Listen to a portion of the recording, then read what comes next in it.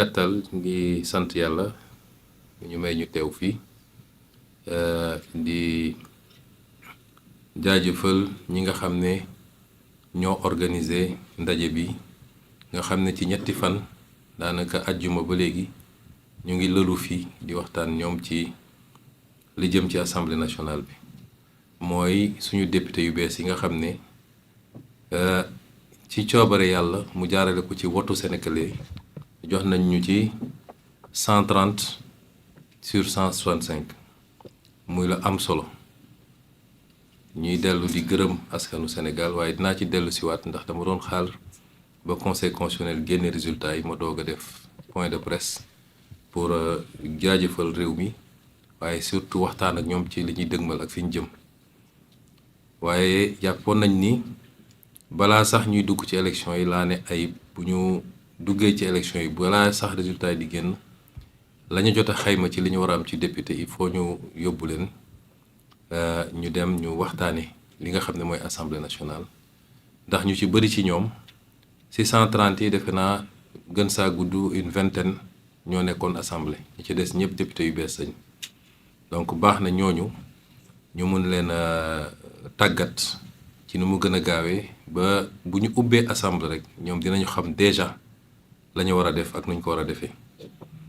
kon ñuy féliciter Ayib ci ak équipe yi mu liggéeyal yépp ci parti bi waaye di féliciter également di remercier ñi nga xam ne bàyyi nañu seen jot bàyyi seen lépp ñëw jàpp ci liggéey bi andi seen xam-xam ak seen temps pour participer ci formation boobu doyen Mamadou la Diallo ngi ni juriste yaa ngi fi ñoom maître Ndiaye ñoom maître Mbuub ak ñeneen ñoom ñëpp ñëw nañu jàpp ci liggéey bi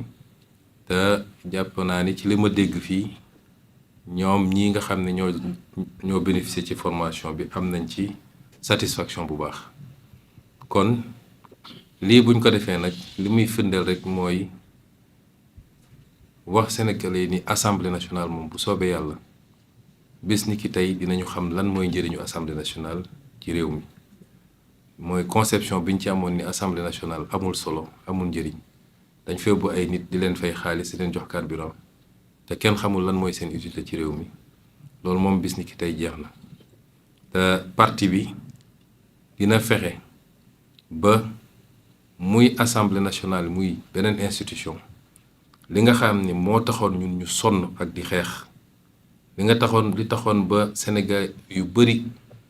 soobu ci xeex bi ba ñenn ñi seen bakkan rot na ci ñenn ñi seen liggéey yàqu na ci ñenn ñi dugg nañ ci kaso saa su ne rek ci li ñuy def suba ba ngoon jot ci li ñu yàlla dénk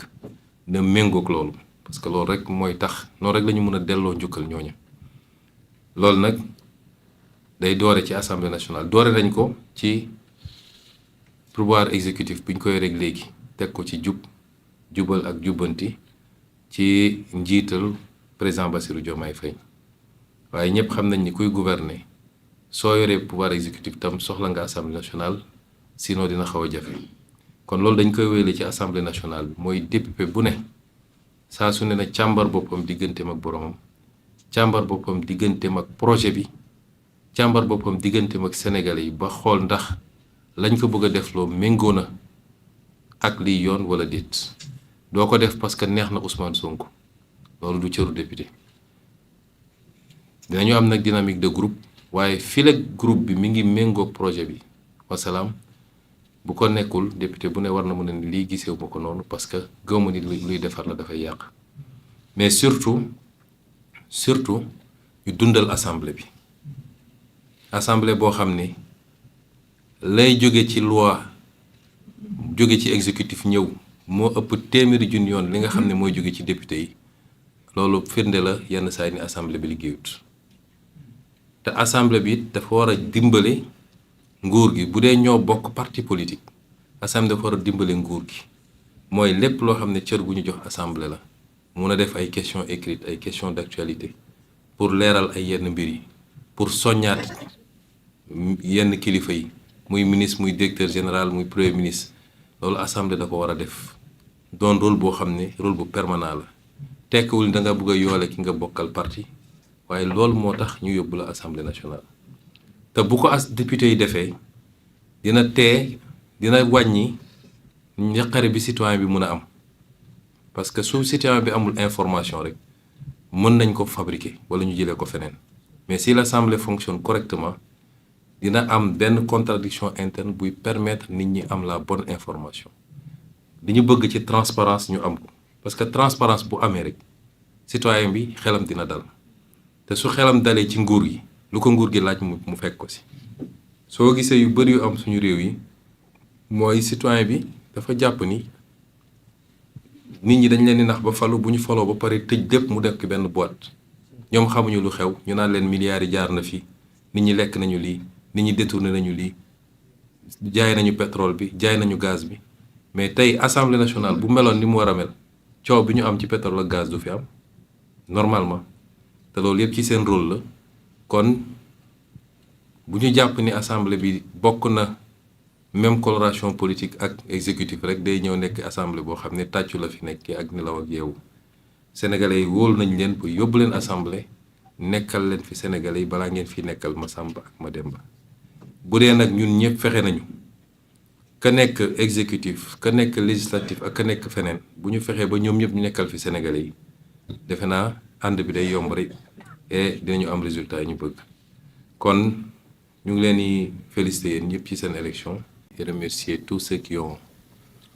contribué à l'organisation de ce séminaire. M. Aïb Dafé, le secrétaire général du parti,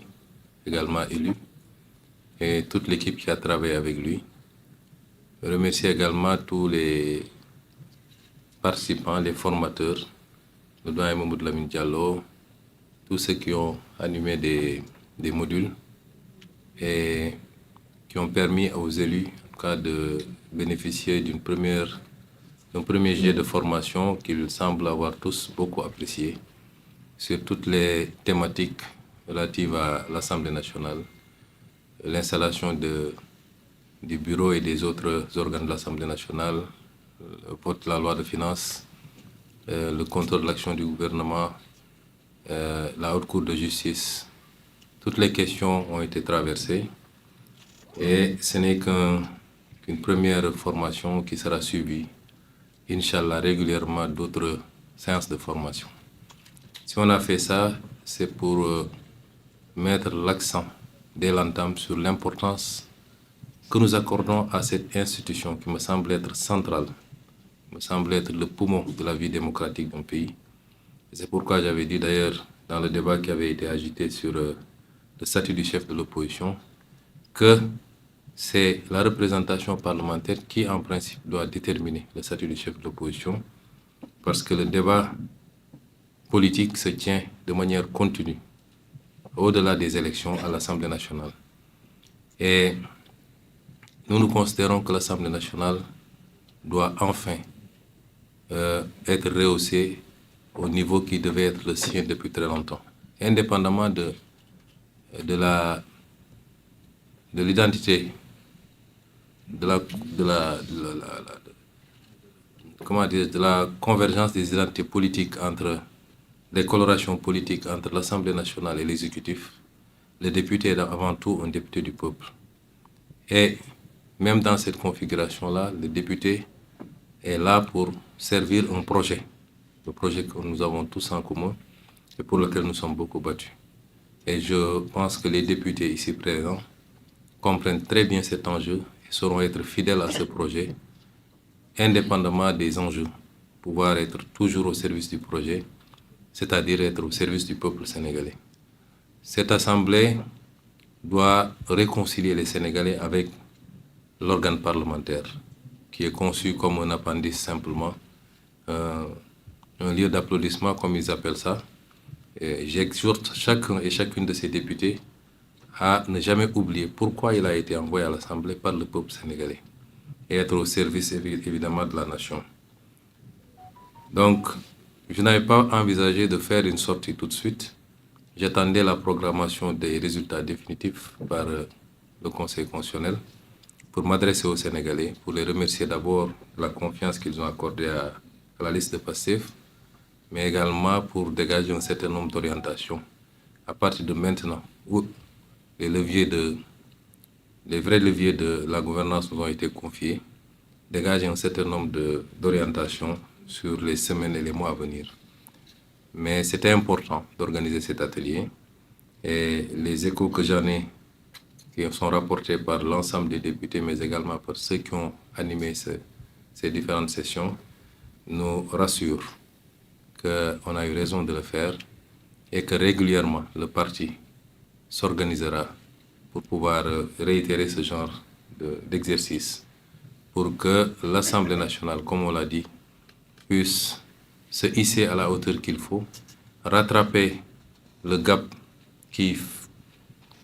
peut-être fonde cette impression d'asymétrie par rapport à l'organe exécutif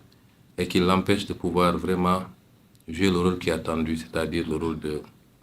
contre-pouvoir quand il le faut, mais le rôle d'accompagnement surtout dans la formalisation, l'exécution des politiques publiques